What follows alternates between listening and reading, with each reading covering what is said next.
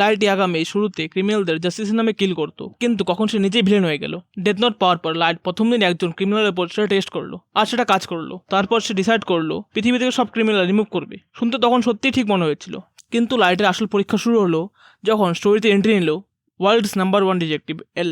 Leaned এল Taylor ছিল একজন prisoner. এল তাকে লাইভ টিভিতে ফেক হিসেবে ইউজ করলো। লাইট এক সেকেন্ডও দেরি করলো না, সে সঙ্গে সঙ্গে তাকে এলিমিনেট করলো। সে জানতো না এটা ট্র্যাপ, কিন্তু জানলেও করতো, কারণ কেউ তাকে চ্যালেঞ্জ করেছিল। আর লাইটের ইগো চ্যালেঞ্জ সহ্য করতে পারে না। এরপরে এলো FBI এজেন্ট রে পেম্বার। লাইট তাকে ম্যানিপুলেট করে এলিমিনেট করলো। শুধু তাকেই না, আরও 12 জন FBI এজেন্টকে সে এলিমিনেট করলো। এই এজেন্টগুলো ক্রিমিনাল ছিল না, ওরা শুধু তাদের কাজ করছিল। আর এখানেই জাস্টিস থেকে ইগোতে শিপটা কমপ্লিট হয়। সত্যি বলতে লাইটের ভিলেন হওয়ার শুরুটা তখনই যখন সে নিজেকে god of the new world ভাবতে শুরু করলো।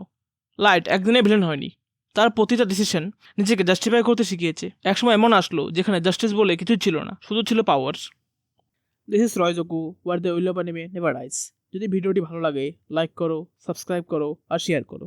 দেখা হচ্ছে পরের ভিডিওতে।